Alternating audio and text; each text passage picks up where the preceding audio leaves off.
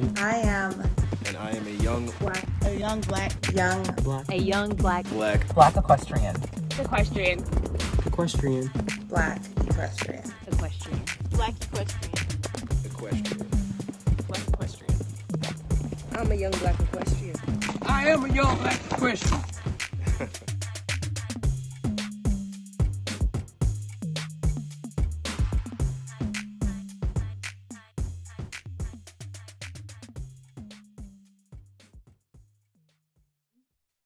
Hey everybody, thank you for tuning in to another episode of Young Black Equestrians with your hosts, Aubriana Johnson and Caitlin Gooch. Today we have Andrea Davenport here with us, and we are so excited to talk about her journey as a horsewoman and all of the things she's done in the past few years and all of the accomplishments she has made. And we're just excited to hear something new because we've never heard of anyone who has done the things that you have done. So welcome to the show. Oh, thank you so much for having me. I'm really excited. It's a great story, but it's my story, so I always think it's not as awesome as it is, but I'm excited to share with everybody. Yeah. So we used to do this back when we had only had our little podcast way back in the day. We just had the audio content, but we kind of forgot about it because we were just so excited to be on video. Okay. So if we want to just go around and share something that we are thankful for today, that would be great. Okay. Oh, I can start. If you want me. Or Okay, go ahead. I had to, because this is our first one. I'm so thankful for our group with those wonderful ladies. We have this we started out as a Don't Rush Challenge little group, and we made a video together. But ever since then, we have just turned into friends, and it has been so amazing to just talk to them and laugh every single day. Every day. Yes. I am thankful for new opportunities and growth and I guess changes that are going to happen in the next couple months that will kind of boost a career path and just be really exciting. Something I haven't done before, but something I'm finally taking the leap on. So obviously it's super vague, but I am thankful for what is in the works at this point. Okay, I guess it's my turn. I'm really thankful today for my husband. I know that's probably really cheesy, but he does a lot of the shows with me and travels with me. And today he set up this Zoom meeting, and it would have taken me 5 hours to set it up. So I'm really thankful for him and everything he does on the farm and at the horse shows and being there for me and cleaning up after my horses when they do naughty things. So I'm thankful for Matt. Yeah. Oh, thanks, Matt. All right. So briefly tell us about yourself, kind of where you're located, what discipline you ride, all that. Okay. I'm currently located, I live in Brooksville, Mississippi. I'm originally from Alexandria, Virginia. I'm a dressage rider now, but I did not start out that way. I started in hunter jumpers, but I was really awful at jumping, like horrible. So much so that one of my trainers told me I should just take up tennis because I was so bad at jumping. So I said, okay, I'm just going to do all the flat stuff and just compete in dressage. So I've been doing dressage probably about 15 or 16 years now, maybe a little longer, because of all the bad jumping. And I had given up on that. I just kept doing the flat work over and over and just skipped the jumping. So that's my main discipline of focus. Nice. So how did you first get into horses? I've grown up riding. There was a facility down the road from my parents' house that had where you could go and take riding lessons. And so I've been riding my whole life pretty much. And my parents really don't like horses, but they put me in lessons, and they're like, oh God, we're stuck with this now that we've put her in these lessons and she's addicted. So now we have to keep taking her over to the facility to ride. So I've been riding ever since.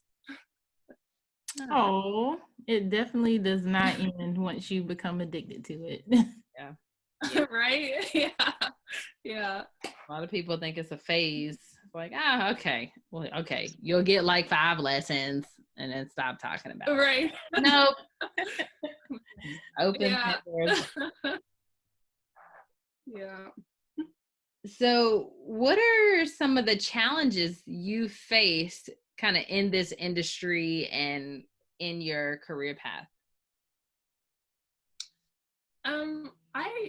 I honestly had a really hard time with two things coming up. One of which was my weight. I'm fairly tall and stayed pretty heavy throughout my entire life, and that was problematic for riding, especially when I was younger, riding in riding schools before I had my own horses. I had one facility that I worked that I trained with, and they would weigh us periodically in front of each other to make sure that we were of the size to ride. And I was right on that line, and that was really difficult for me coming up as a young rider. Yeah. So that was one thing. So weight has always been problematic for me, and I focus on trying to stay fit to ride and compete and stay athletic for my horses, but it is a real struggle even today. The other thing that I had issues with was being a young person. I'm on the younger side of licensed officials for USEF, and I have always had a problem in my own maturity and making sure that I carried myself well and presented myself well for the sport. And so age has been a real issue, and making sure that I was a nice person and a caring person and did what was best for my sport. So that was something I had to learn, and I think I'm kind of growing into it a little bit, but that was a real struggle for me also. Interesting. So you said that you're on the younger age for USCF officials. What does that mean? What does that title entail? So I am a technical delegate. So at the competitions, I am the go-to person for interpreting the rules and representing the organization and what their standards are at a competition. Most of the people that are licensed officials are in an older age bracket, but it was something I wanted to pursue for several years now, and so I went ahead for it and got licensed this past year. And I'm 33 years old, and so it's not as common to be an official when you're in your 30s. There are some, but for dressage there aren't many. Mm-hmm. Wow. What do you know the point in which you decided you wanted to be a delegate? So I actually wanted to be a show manager first. And when I was looking over all the things you have to do to become a show manager and all the things you need to know, it fell in line with what was necessary for the technical delegate. So I said, well, if I follow this sheet of everything I have to do, I'll be well prepared to put on my own shows. Mm-hmm. I grew up, like I said, in the DC metro area, and I grew up watching the International Horse Show. And we went every year as a family, and it was just the most magical experience for me. So I wanted to put on shows for like the longest time since I was a kid. And so I said, I'm going to put on these shows. I'm going to do it. And everybody just kind of laughed at me, and they're like, you have no idea what you're doing. It's this whole big ordeal. And I said, yeah, you're probably right, but we're going to do it anyway. Yeah. So I went through the motions to become a show manager, and at the same time became a technical delegate. Mm-hmm. That is amazing. I don't know of anyone who has grown up like everybody wants to be a performer. No, not many people want to not many people want to host the performance. Right. Yeah. And but they can't have a performance without the stage to put it on, Exactly. So exactly. that is amazing to me. It's like, ordering the ribbons and picking out the streamers and making sure the colors look good and ordering the trophies and bringing in the judges. That's the magic for me. And pulling it all off is what really is a feat that you don't think about, because so much goes into it that people just don't even realize. Yeah. And do you have a committee for this kind of thing, or are you kind of the sole operator? So for the licensed officials, there's a committee that you go before to become licensed. For the show management part, there is no committee. You just kind of take it on yourself. And so whatever knowledge base you have going into it is what you are going to have on show day. So I spent a lot of time learning from different show managers and traveling to different shows. I've gone everywhere from Texas to Florida. Did some shows in Wellington this past year and worked there. I went to Lexington and learned from people. I traveled all over just to make sure that I kind of knew what was going on. I still don't even really know everything that's going on. And it's going to be my first show because of the COVID situation. It's going to be in July. It was supposed to be in March of this year, but 2 of my shows got canceled, which in itself, what do you do when your shows get canceled the week out? So it's a learning experience that is truly an undertaking. I bet. Caitlin and I have had small smidgen of experience with that, being 4-H leaders, because put on the 4-H open show last year. We helped with that, but we were also getting kids ready for it because we wanted to participate in it. So it was just kind of, it was cool. It was because it was a state kind of thing. We didn't have access to all of it, but it was just like not the little things, but like nothing about contracts or anything like that, but more so what ribbons and what's the flyer look like, and stuff like that, like the marketing portion of it and getting kids in. Well, you all have an idea then of all the things that go into it, and I think as a show manager and as a woman of color, I really focus on presenting myself in a way that shows that I'm here for the long haul, and at least I hope so anyway. I really want to prove that I am capable of doing it, because there aren't very many that I know of personally. There aren't very many people of color that are in the background parts of putting on shows, except for the Johnsons. Mrs. Johnson ran the International for a little while. And that was so inspirational to me. So I'm like, oh man, she can put on this show, or she can be in the inner workings of the background of it. I want to be that lady. Like, she's the cool one, not the one who's showing. Like that's the cool part. So, but it is a ton of work, and you have to be prepared for anything. It's like directing a movie. So I bet. That's a good analogy. So tell us about the horses. The horses that you ride and kind of where you are in your riding career.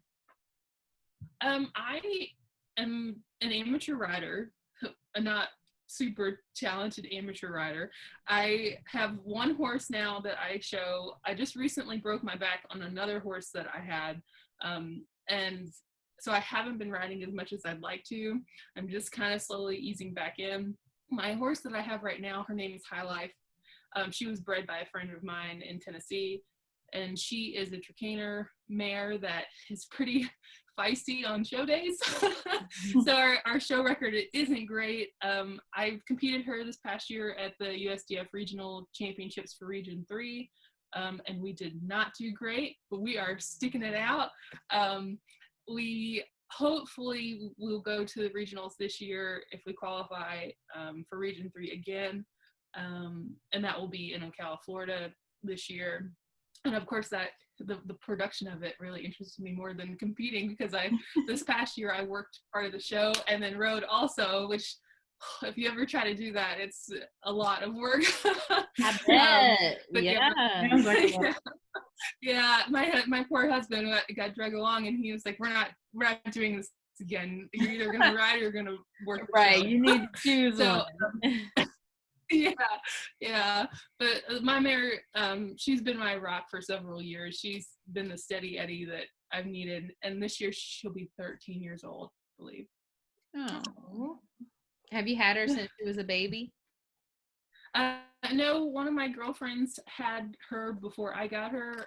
So I got her when she was about 8, but I was around in and out for her life. whole Yeah. life. Yeah. But I got her. I finally got her when I just had a mental breakdown and wanted to ride something safe and got tired of getting bucked off of other horses, and I can't do this anymore. I need something that's going to take care of me and love me back. So I got her, and I've been riding her ever since. And I fox hunted her for a while, and then we went back to the dressage ring after about 2 years of fox hunting. Wow, where were you at getting bucked off of other people's horses? Oh gosh, I used to be really young and athletic, and I would say, "Oh yeah, I'm just gonna ride. I'll ride whatever horse," and then they just kept bucking me off. The one that I got bucked off most recently was mine, and then the one that bucked me off before was mine, another young horse. So I think I just have a bad picker. It's like people who have bad pickers for their boyfriends. I have bad pickers for horses. Yeah, sometimes it takes a fall before you learn. It takes a few falls before you learn. I'm like, oh, he looks pretty and calm, and then it's like, oh no. Just kidding. Yeah. Right. That is too funny. So how would you say that riding has affected your life? Oh gosh, I mean, I don't know where I would be if I didn't ride. I mean, every week, every day, it has some sort of horse element to it, whether we are training for shows or just in this week alone, I've had riding lessons twice a week, and then when we're not riding, we're doing things for the shows to get ready. We had ribbons that we had to go pick up, and we had officials to mail letters to. I mean, riding is literally every aspect of everything I do. I would say that I'd be really boring if I didn't ride. Yeah. So yeah, what will we have to talk about? Right. I know. I'm like, I wouldn't know what to do. Like, all of my friends are riders that I've met throughout my life. One of my very good friends I met when I was scribing for somebody else at another competition, and then my other girlfriend, who's one of the people that you all interviewed, I mean, I met her at a competition. I was like, oh my goodness, there's another Black person at this competition. She needs to be my friend. And so she's been my friend literally ever since. Yeah, so Pam's been my friend. Pam Millen. You all interviewed her. It's been a little while ago. Yeah, we met at a competition, and I was like, oh, would you look at that? You have to be my friend. And I literally walked up to her. I was like, do you want to be my friend?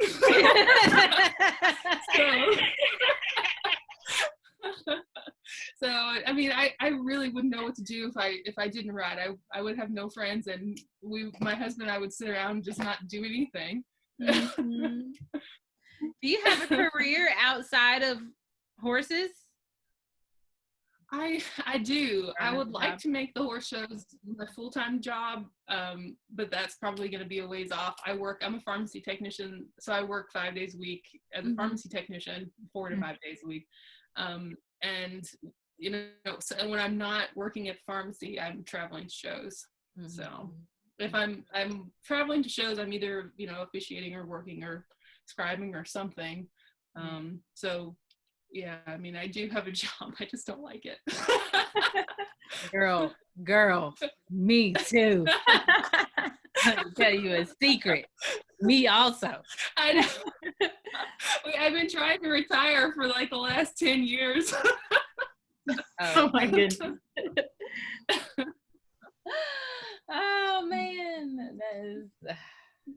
So I mean, I guess we kind of have already answered this question a little bit, but maybe just to kind of recap, what is your vision for the future of Andrea? I would really like to get to the point where I can put on international competitions. I have had this this vision for several years, and it's kind of gotten a lot of backlash in the community for me wanting to do this, but I want to do it, even though it's tricky and the economy right now makes it tricky. It's something that I've always wanted to do, and I'm going to keep going till I do it. I just, it's not something I can easily give up on. But that is the overarching dream. I don't think I'll ever be a trainer because I like I said, I get bugged off by everything. So you know, so I don't really have right? Yeah, it is not in professional riding. I like to ride my one little horse and then go back to the barn.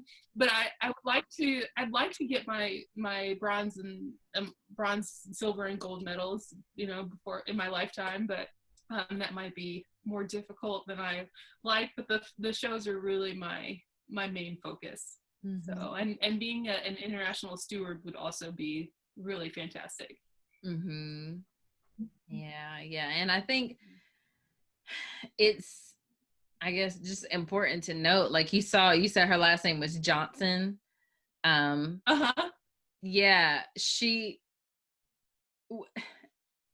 in this, I guess, environment today, we are talking a lot about representation in the horse industry and how that is a way to get more people of color involved in the industry.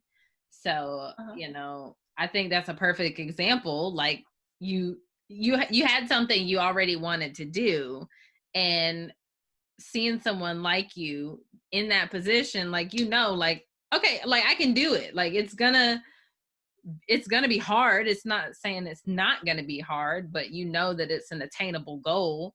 So, right. Backlash or not, like why would you stop? Because that you are capable of doing something like that. So I think that's a good kind of real life example of what we've been in conversations about over the past 3 weeks. How representation is really key.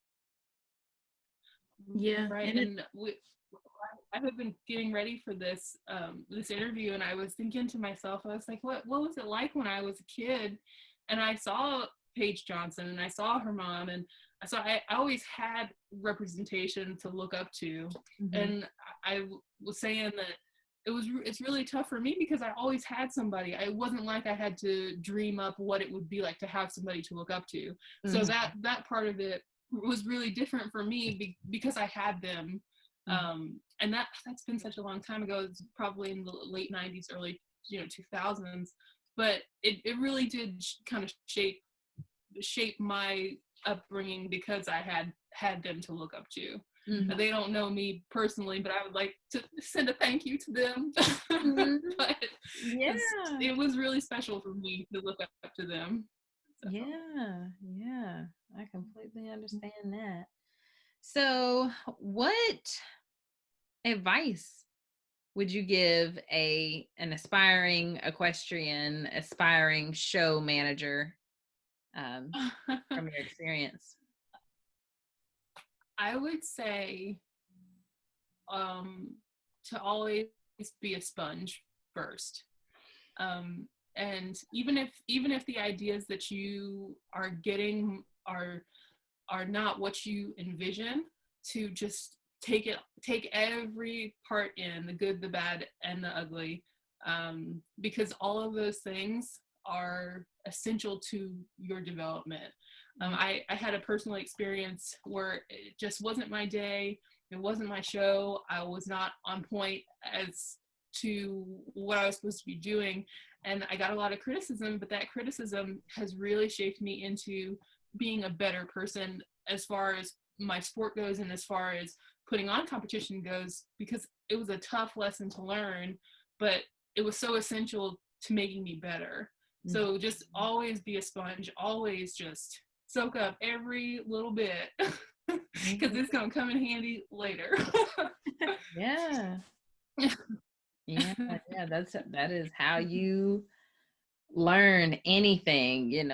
If you don't experience it yourself, you listen from the experiences of other people. Mm-hmm. Right, that's right. Yeah. And don't be afraid to be different. I think one of you all commented about doing a freestyle to some particular music, maybe on one. Yeah, I mean, go ahead. Like, don't be afraid to be different. We're all already different. You're gonna show up on day one being different, so just go ahead. We'll see what had happened was I don't ride dressage. I just want somebody else to do it. I mean, I can practice. I mean, we can get there. If I got to do it myself, then fine.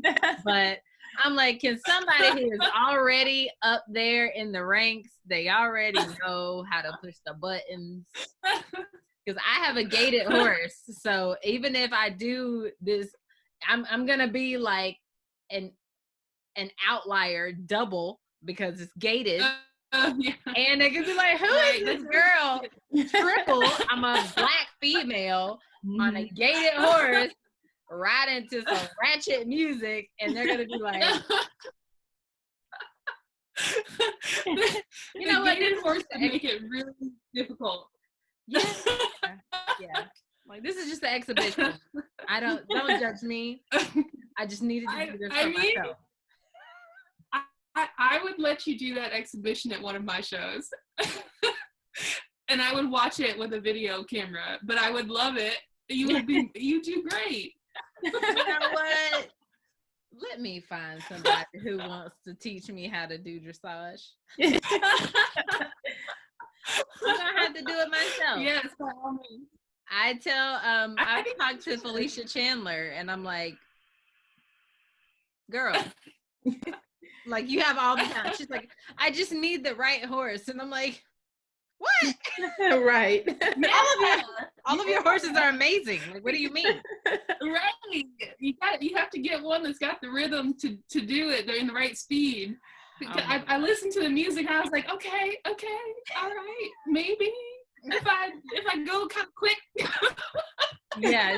Maybe we can alter the song. Yeah, I'm like, I will mix master it. Okay, it'll be to however we need.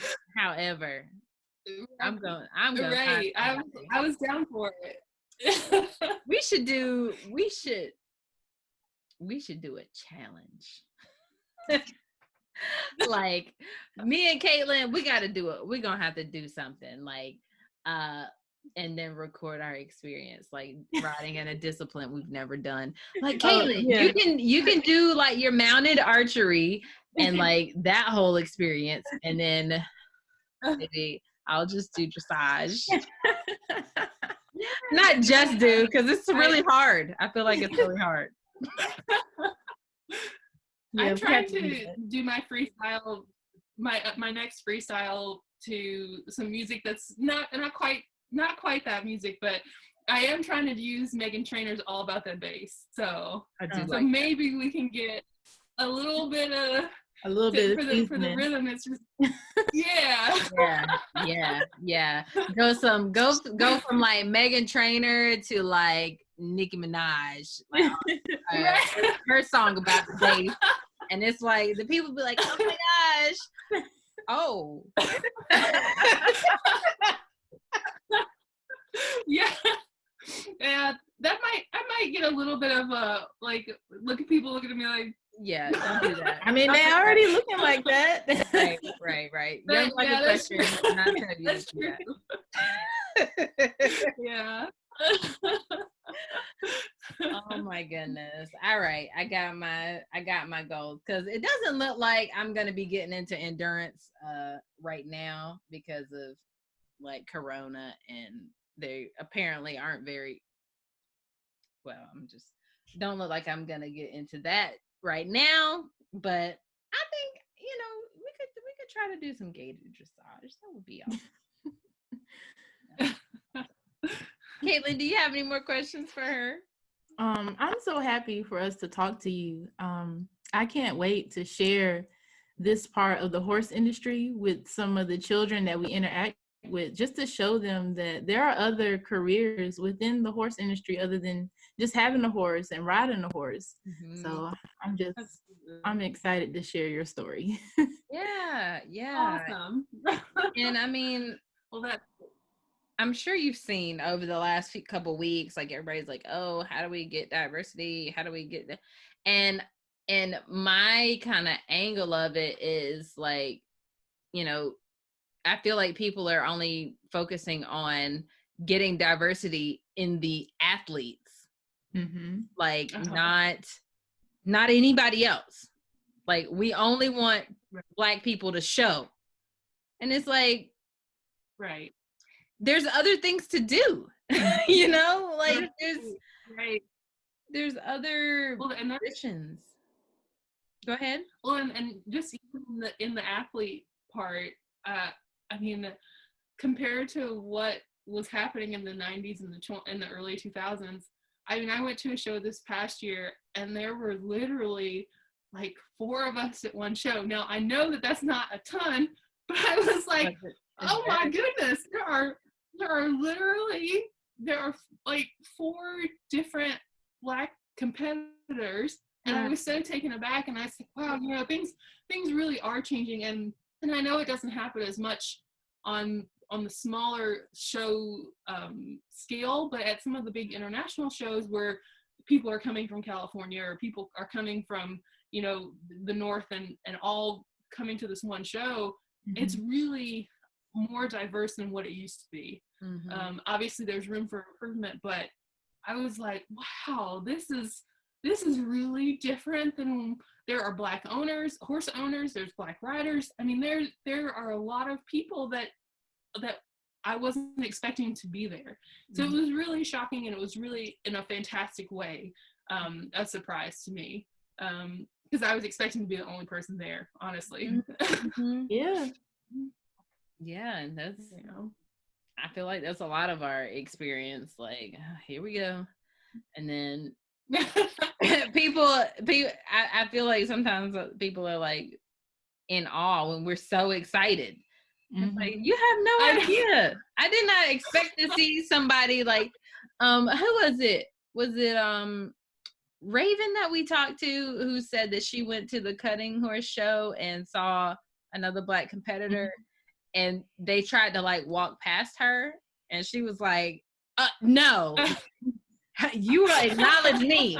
We will acknowledge each other. Like, we are people, okay? Like, it's okay. It's okay to acknowledge me. You will not piss off your friends, but we're the only 2 here.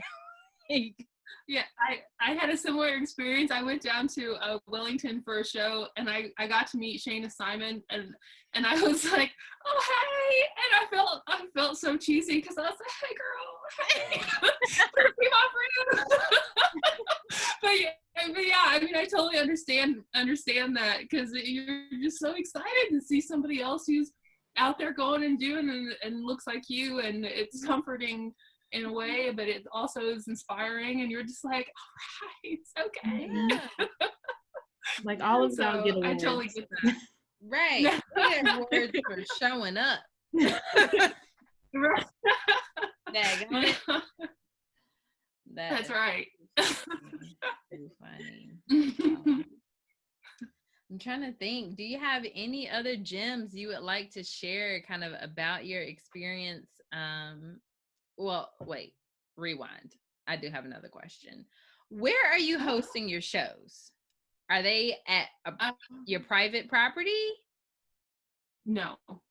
That would so I rent the facilities for my shows. I wish I had my own facility, but I don't. I have 2 shows for 2021 that will be in Tennessee. They'll be in Cleveland, Tennessee, at a facility that I rent there, Tri-State Exhibition Center. And then I have another show that's going to be in Mississippi, where we live, and it's at a state-run facility at the Mississippi Horse Park. Then I'm secretarying one show that is going to be in Pensacola, Florida, at another facility there. And then I have another show that I'm putting on in Gulfport, Mississippi.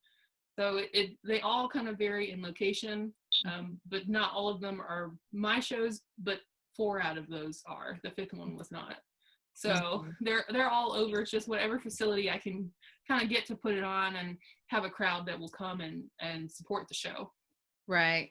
How do you how do you secure a place like that? Because I'm sure they don't just let random people walk off the street and say, "Hey, I want to rent this out for my daughter's birthday party." You can, as long as you pay. I mean, so you have to usually put down a deposit for it and book it fairly far in advance. Like I said, a lot of those shows were for 2021, so I have them reserved, the facilities reserved for the next year. That also goes along with booking your judges. You send out contracts for your judges typically a year, 6 months to a year in advance to secure those dates with the judges. So once you have all of that kind of locked down, then you can go into advertising and getting the sponsorships and things like that for your competition. So sounds like you have to be pretty organized. yes, but I have to admit, I am a tornado of organization. It is a controlled chaos sort of situation. But yes, you do at least have to like maintain a calendar. And a lot of people who know me make fun of my calendars because they are paper and they're the foldy kind that's only like this big. And I like to write in them in pencil and keep them in my pocket like a crazy person. But that's how I stay organized. I don't like the phone. The phones are not good for me because my phones tend to die. I need my calendar. So, but yes, like all of that goes into getting your venues. It's honestly, it's just like planning a wedding. You pick your venue, you secure your dates with a deposit, then you can go into catering and all that other stuff. And depending on the level of the show, sometimes you have to have things catered and have food vendors and all kinds of other fun things. Yeah. What on average would you say is the cost of a show like that? And I mean, I don't think at this point it's for major return, but yeah, what's the comparison? So in my sport, typically if you're running a weekend show that only has one judge and it's only one show for the weekend, it's going to be between $5,000 and $10,000 for the show. If you're running a 2-show weekend, like I have a 2-show weekend coming up where each day of the weekend is a different show, that makes your cost a lot more expensive. So it typically will run between $10,000 to $20,000 depending on what all of your extra costs are. So it can add up really quickly. And the extra cost would be like having 2 different sets of marketing, like materials, 2 sets of ribbons, different like that. Right. So for like my two show weekends, I have 2 sets of officials I have to bring in. So I'll have a judge for either one day or and then I have to fly them in. I have to put them up for the night. Sometimes you have to rent cars for them depending on where they're coming from. Sometimes you don't, and you have to feed all of these people. You have volunteers that you have to feed. You have EMTs that you have to hire for the weekend. And sometimes that can prove to be difficult if you haven't planned ahead of time or if it's an area that you're not familiar with. The awards, depending on how elaborate you make your awards, they can be quite costly too. That's a big part of my budget is the awards. Now that's the fun part, is kind of picking out, the ribbons and all that stuff. But the more fancy they are, the bigger the bill gets. So you have to accommodate for those things. So really it can snowball exponentially. And not only that, but you have to have myself get there and to have everything prepared and office supplies and all of the things you wouldn't even think of. Like today I used an entire ream of paper printing out everybody's entries for my next show, and I was like, oh my gosh, I've gone through this whole ream of paper in one day. And then I have to drive back to town, and we live out in the country, so I mean it can just be things upon things, and it exponentially grows. Yeah Wow. How do you handle doing a show where it's somewhere you don't live? Like you go up there and scout? So they've all of the ones that I have done have all been at facilities I've been to before. I would not probably take on a show when I don't know the facility, partly because you're required for USEF to have certain things at each competition. And not only that, but you want to know how things are going to run. So, for example, what happens when it rains at your facility? Is everybody going to be flooded into this into your competition and not be able to get out? When it does rain, doesn't my ring instantly become underwater, or does it drain really well? It's things like that you want to know ahead of time so you can plan for those things. And also, what time of year is your show? Do we have to worry about snow? Do we have to worry about crazy heat? So like my show that's coming up next is going to be a hot one, but both my warm up and my competition rings are covered. So it's things like that. You really want to plan ahead and schedule, where am I going to do this show and what time of the year and what things do I need before I get started. And that just goes into making it a really nice, happy show. But I would definitely do it at a facility I've been to before. That makes it tough. And I haven't scouted, but I would be willing to scout. Yeah, so. Me too. I just want to go look. Yeah, I mean that's part of the fun, because you go and you're like, oh, I could put this here and I can put these things there, and people can do their lap of honor through here, but it has to be a facility that can accommodate what you're trying to accomplish. Very true, very true. Oh, you said something and I was gonna ask something about it. Ooh. Oh God, I lost it. Caitlin, do you have any other questions? Oh, how do you wear your hair when you have to wear helmets? So I was laughing at this because I've listened to some of your other podcasts, and my hair is natural, and it's kind of long, but it's not super long. And everybody was saying, oh, they have all these tricks to get their hair into their helmets. And I'm like, I just wet that stuff down. And when my hair is wet, I just put the helmet down on it so that it's all compressed into the helmet and let it dry with my helmet on. So that way it's not. Oh my goodness. I just really like wet it and strap it down and shove the helmet on. And sometimes if I'm wearing a bun, because my hair is outside the back of my helmet, if I do that when it's wet, I can get the bun cover on and pin it with like 27 million pins. And so then when it afro poofs at the end of the day, it's contained into the pins like a fortress. Well, you have this whole system already. Right. Like, you started off like this was gonna be so simple, and it ended up not. I know. I thought you were gonna say I just put the helmet on. Yeah. No, I wet it that morning and my helmet stays on. That's the other trick, is I leave it on until I have to take it off. Oh my goodness. I might look crazy walking around, but with this helmet on, but I'm like, no, if I release this hair, it's gonna be like out to here. Yeah. Story of my life. Oh my goodness. Story of my life. Yeah, when I did my helmet fitting thing, like, my friend was trying to be so helpful, and she was like, okay, well, you're normally supposed to wear a net. And I was like, yeah, okay. And she like put a net on this, like it looked like this. Yes. And I was like, oh yeah. So what exactly is this supposed to do for me? Because it just looks like this, but with a net. Right. Like, oh no, the net is really important. The net is important because you have to have it so it'll like smooth it down once the helmet is on. So you put the net on, so then like in the corners it looks real smooth, and then you and you just stick the helmet on. Well, I think the key is water in this situation. Water. Like, you can't do this on dry hair. Right. Yes. Yeah.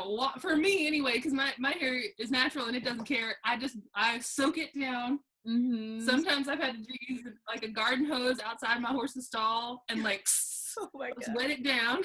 Oh. And then, then you slick it back, put a hairband on there, and put the net and the helmet, and then just You have let it videos go. of this. Yeah, I need a tutorial. Has your husband caught this in action? I know, right?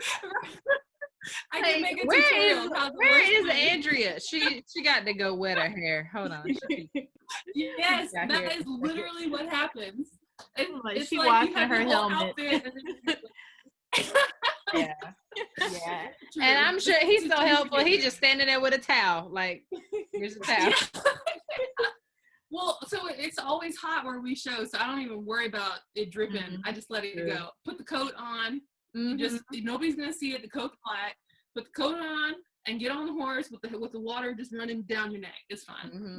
Mhm. Yeah, make it work. Cool you off. That's right. Ooh, the Yeah. stuff we go through. Yeah. Goodness. Right. Yeah. You gotta do all of that and show. Like, Right. Right. At one point, I did have a helmet. I did have a separate helmet for when my hair was braided versus when my hair was down. that was gonna be my And it next was a bigger question. helmet. Yeah, when my hair was braided, I had a second helmet that was bigger, and it just the same concept though was just wrap it up, slap it on there, and don't take it off once you've pinned it into the contraption. Mhm. Don't take it off.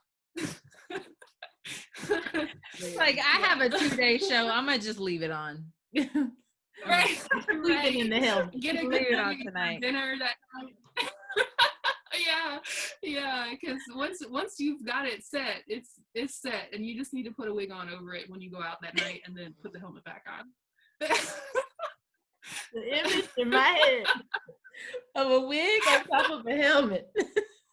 Right. No, I think she wig on top of it pinned in. Oh. Yes, yeah, with a pin.